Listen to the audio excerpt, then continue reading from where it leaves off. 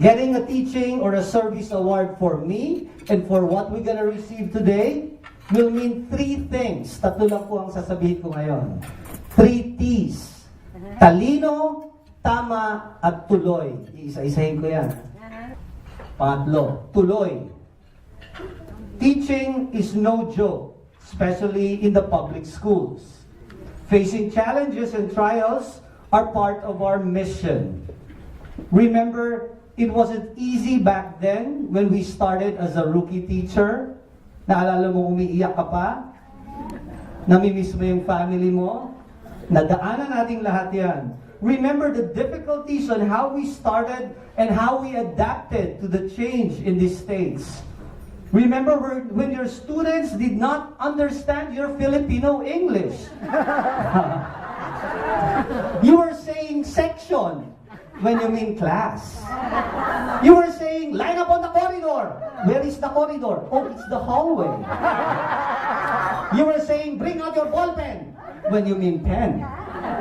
You were saying, let's use a pentel pen when it means a marker. You asked them to write their projects in a Koponban when you mean it's a computer or a white paper. In math, bring out your scratch paper. Oh, you mean scrap paper? Yeah. You get mad if your students don't have where's your pad paper? Oh, it's a loose leaf. Okay, you can go to the comfort room. Oh, the bathroom. At kung ano-ano pang hindi naiintindihang pag-i-Ingles or Filipino accent. Napikon ka ba? Hindi. Natuto tayo ng vocabulary ng New York at ng New York accent pa. At patuloy pa rin tayong natututo at hindi ito natatapos. Just recently, I had a math problem. And the math problem starts with this. So binasa ko muna. A tortoise was traveling at the speed of, and then suddenly there was silence. Naku, mali yata yung nasabi ko. A tortoise, and then they were looking at each other. And there was this kind Asian girl and said, what's wrong? What's the word is not what's it? How do you say it? Tortoise. Huh? When did they change it? Tortoise. So, okay, let me practice that. Tortoise. How do you say it again? Tortoise.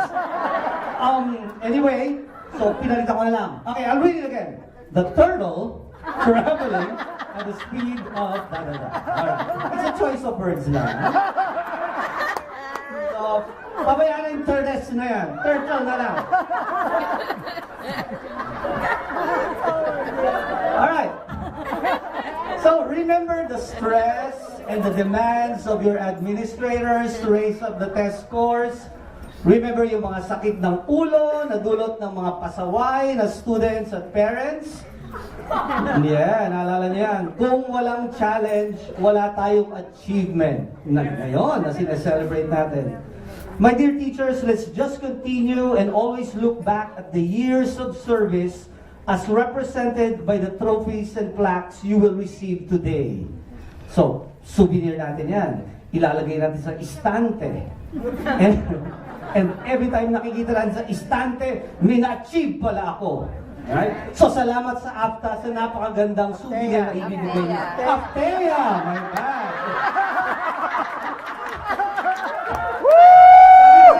Choice of words. Right?